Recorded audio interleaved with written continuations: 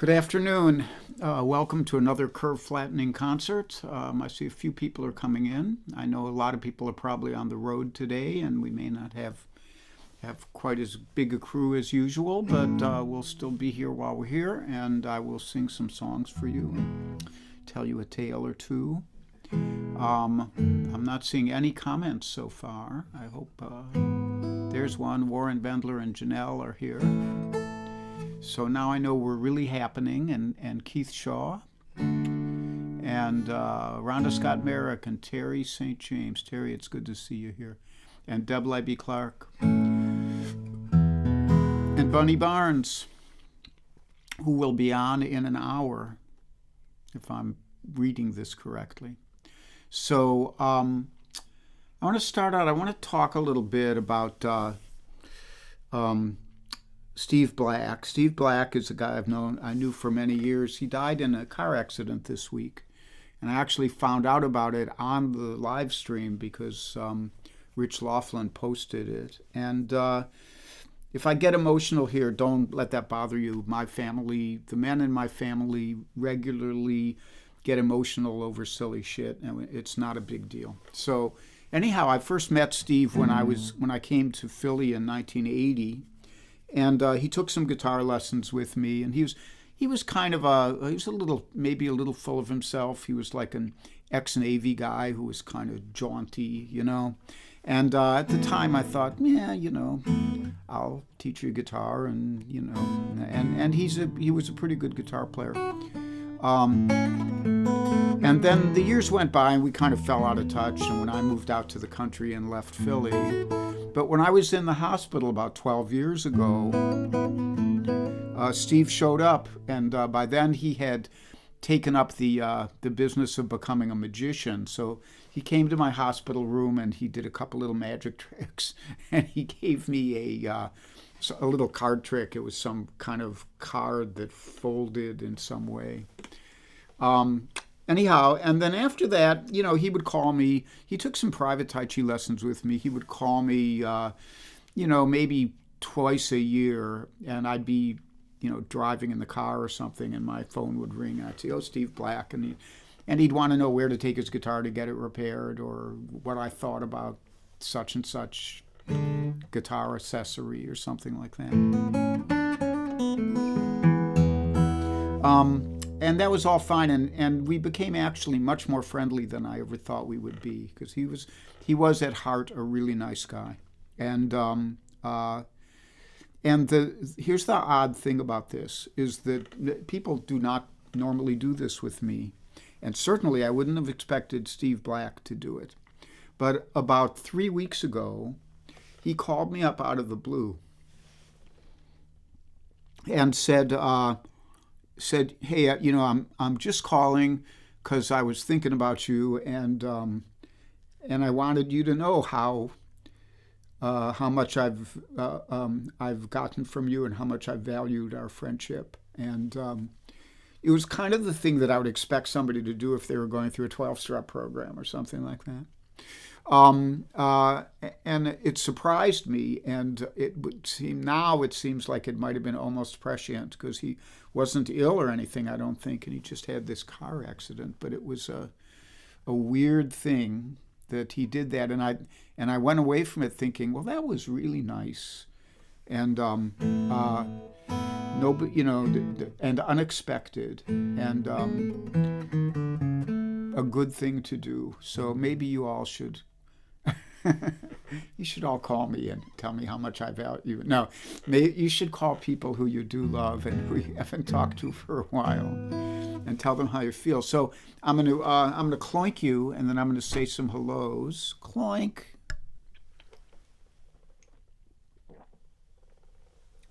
And there's one thing I could really rely on if I went to a open mic or something and I saw Steve Black. I could really rely on one thing, that he would ask me to play this song that I wrote a long, long time ago. And hi, Chris Layden and Steve Edelman and Kathy Marzik and Charlie Bryant and Toby Simmons and Steve Davidson, and I said hi to Bunny, and Ann Mintz is here. And Dave Van Allen, hi Dave, and I think I'm covering it pretty much here. David Arthur Ratcliffe over in the UK, he's in Dock for the live concert, and Laurie Payne. And good to see you guys. And Wayne and Diney out there in Winfield, Kansas. I love you guys. And Jay Peterson, who might be in Maine or might be in Minnesota. I don't know which right now. And Johnson Hogg over there in France. And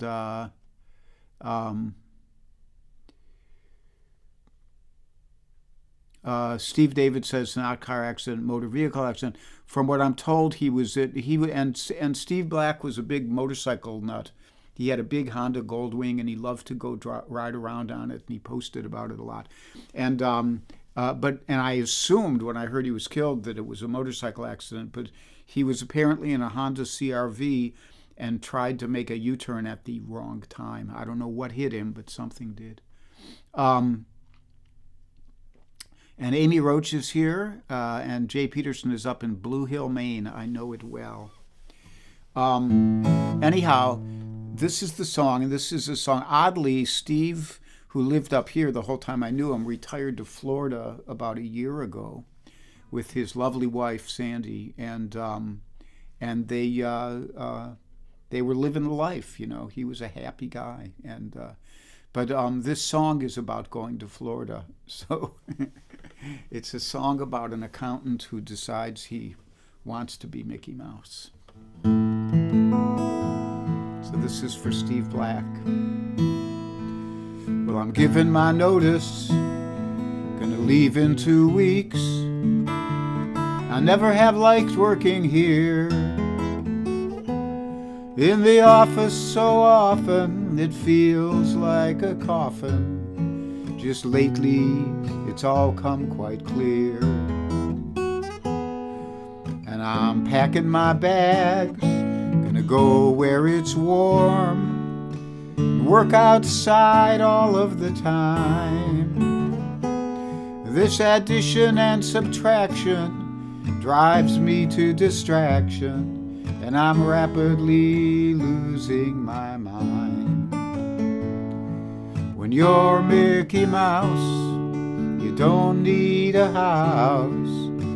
A trailer could work out just fine. With Pluto and Minnie and a boss like Walt Disney, I know I'll have fun in the sun all the time.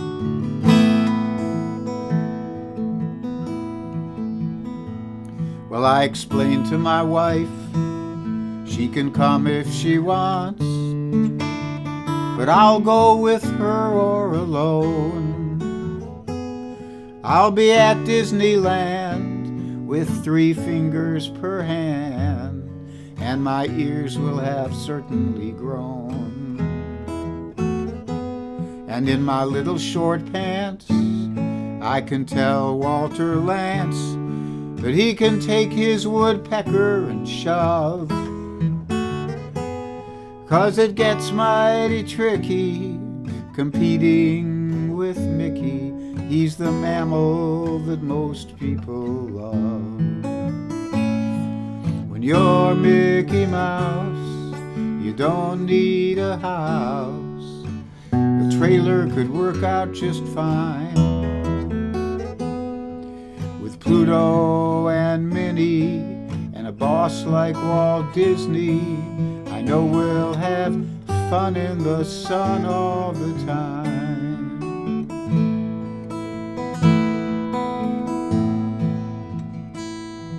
So I've made my decision, I've thought it all out, though some folks might think it's unwise. When you start out an accountant and end up a rodent, it's a step down in most people's eyes. So you might think I'm crazy to go work for Walt, but I think I'm nuts if I stay to absorb all this tension while I wait for my pension, while my whole life goes drifting away. When you're Mickey Mouse, you don't need a house. A trailer could work out just fine with Pluto and Minnie and a boss like Walt Disney. I know we'll have fun in the sun all the time. Fun in the sun. Fun in the sun. Fun in the sun all the time.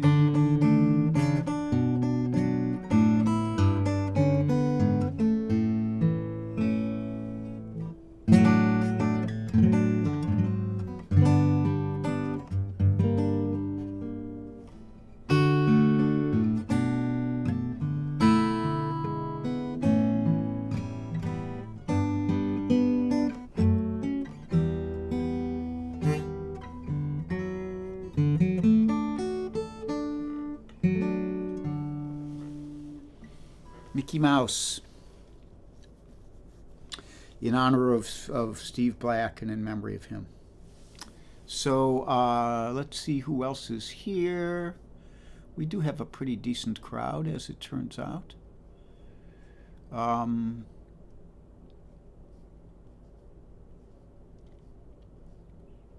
Okay, I got to there. Margot Lemieux is here, and Carol Pred, and Toby Simmons, and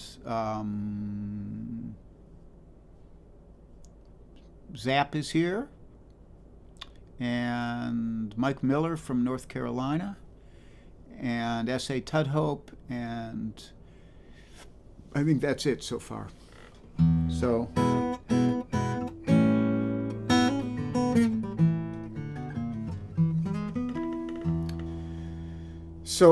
I do want to take a moment and just wish all of you a very happy Thanksgiving, and I hope you have a great day tomorrow, and maybe eat a lot of good food, but not too much good food, not enough to make you sick. And I'll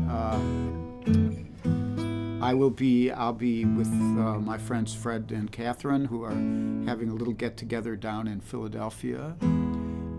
And they've promised to cook a little bit of fish for me since I don't eat turkey. And I am going to have to leave the little monster alone. I'll tell you more about him in a little while.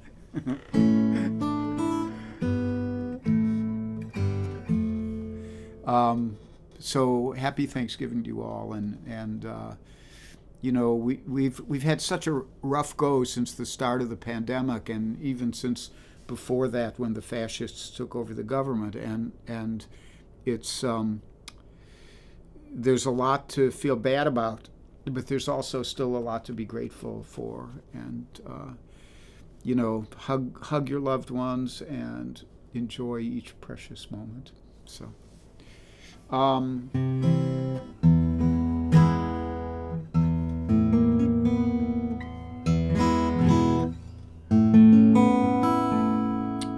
This one is also an original tonight.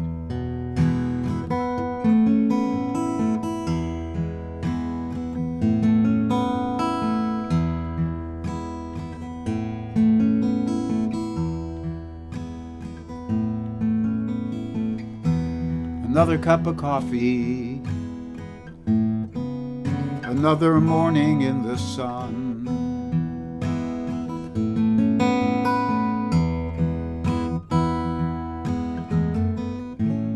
There's a big wind coming, set these dark spirits on the run.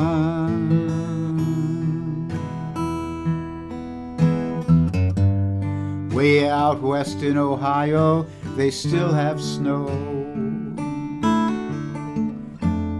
How I survived there, I don't know.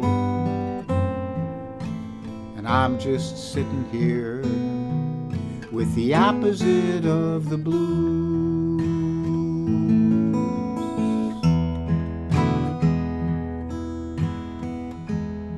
I dreamt the blues was a lady.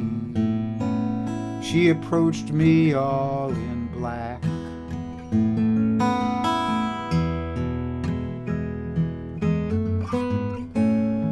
I could see her tragic beauty, but she would not look back.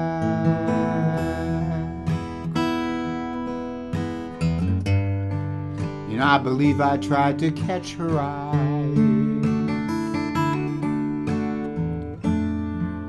I saw the hint of a smile as she moved by, kindly left me with the opposite of the blue.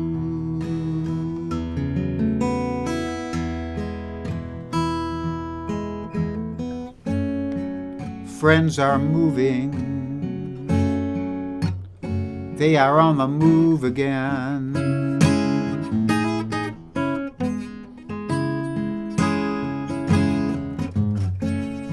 I too will travel, but I don't know when.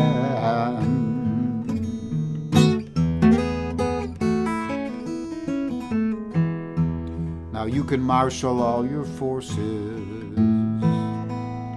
but the battle's never done.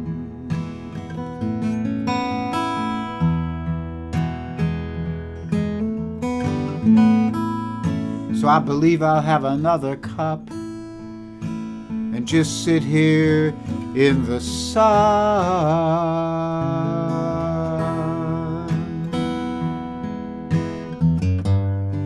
So much sorrow, so much woe. The time has come to let that go. Just live on with the opposite of the blue.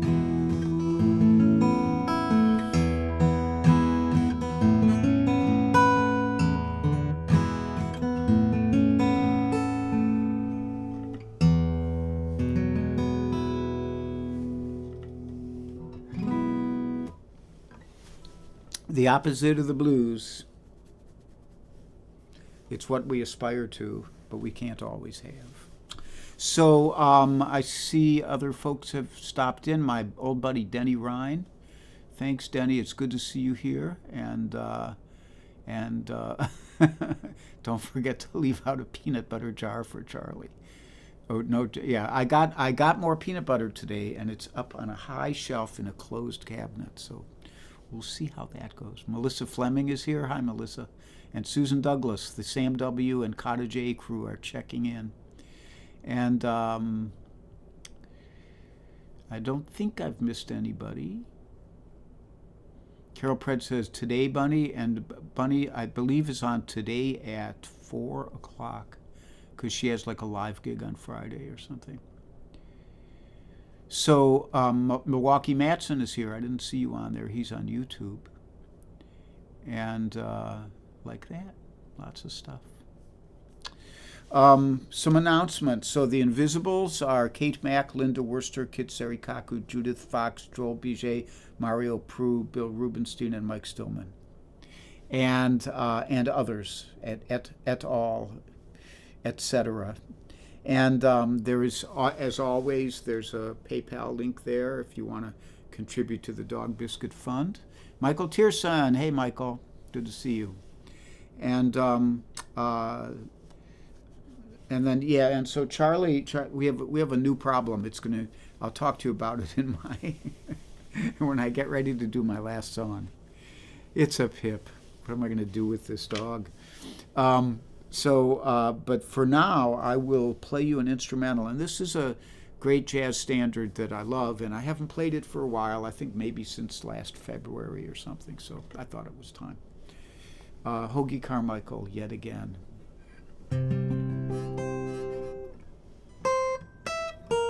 Well, I better do it right. I'm not used to playing it on this guitar. I usually have the Prue.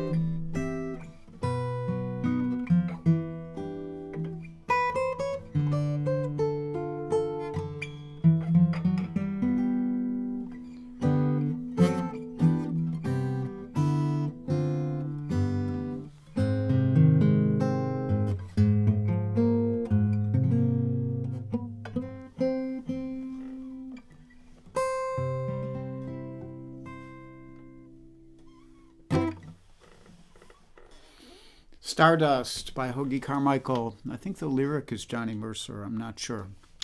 And I did forget to do the rest of the announcements. So today's Wednesday. I'm here now. Bunny is on at 4, which is in 35 minutes. And Thursday, I don't know if anybody is on. I believe Friday, Slim Edelman will be on at 3:30 Eastern Time. Saturday morning, Dakota Dave said he was going to be on at 11 Eastern Time. Warren, I assume, is on in the afternoon. I didn't see an ad yet. Warren, are you on at 3 or 4 on Saturday afternoon? And then I'll be back on Sunday at 10:30.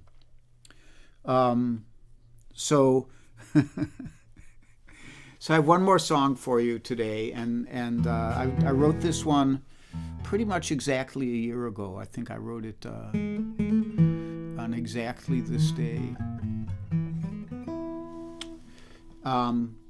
And it's called On This Thanksgiving Eve, and it talks about, well, you'll hear in the lyrics, it talks about kind of a quiet evening sitting before the fire. So this year, I have Charlie the dog. And last Friday, I was in a Zoom meeting, and I started up the wood stove, and Charlie seemed okay. You know, he just lounged around like he's doing right now. You haven't seen him today, but he's in a fairly dormant mode. You know, there he is. And I love it when he lays in such a way that his ears stick up so he looks like a real cattle dog. And so, you know, that the evening went by. That was on Friday. And then on Sunday, I think it was Sunday. Might have been. Yeah, it must have been Sunday. On Sunday, I started the wood stove up again. And this time, Charlie decided he hates the wood stove and he wants to kill the wood stove. So when he sees the flames dancing, he goes nuts. So we made it through the night, but I tell you what, I need this wood stove to keep the house warm. I mean, I have electric heat, but it gets chilly, and the wood stove really is great heat, as any of you who have a wood stove will know. And so now I don't know what to do. So last night I had a guitar lesson, fortunately with a kind of old friend of mine who's also a dog person, and he has rescue dogs. And so I'm trying to keep Charlie from attacking the wood stove and teach a guitar lesson at the same time. And thanks to my student who was just totally mellow about it. He was like, "Yeah, we know how it is." But now I have this problem. How am I going to keep the house from being an aversive to the little monster? And I'm trying to think, there might be a way to cover, if I can get some really heat-resistant temporary paint to put over the glass door so that he doesn't see the flames, or put a screen of some kind up. I don't know. I'll figure it out. But it appears that the song I wrote last year is kind of obsolete for as far as the future goes. But here it is for you.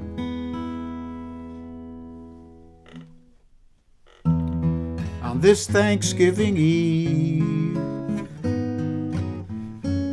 I'll load the stove with wood and warm my simple home with thoughts of brotherhood. I'll sit before the fire, give thanks for what has been, drink a toast to those along the road who've shared the life within. Out on the frozen field, a single lonesome tune, a broken-hearted nightingale is crying to the moon. my world is moving inward as years keep moving on.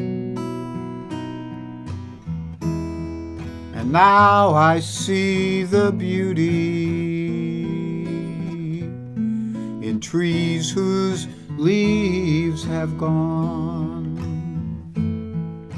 These are the dimming years,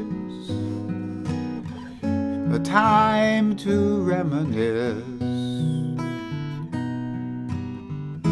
and feel that strange divide between contentment and loneliness. The turmoil of my younger years at last has taken leave, enveloped in serenity on this Thanksgiving Eve. It's just an old guitar and me on this Thanksgiving Eve.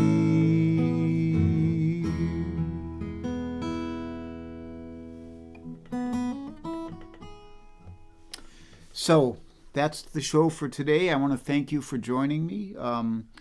We've made it through another year. It's not New Year's yet, but it is the holiday season now, and I can't tell you how grateful I am. If you go on my Facebook page, you'll see that the cover photo today is just the word grateful, and that's what I can best say about all you guys and all my in-person friends and all my online friends. Much love to you all, and may you be well. Okay, so I will see you again on Sunday. In the meantime, there's other people who are making music, and I hope you enjoy.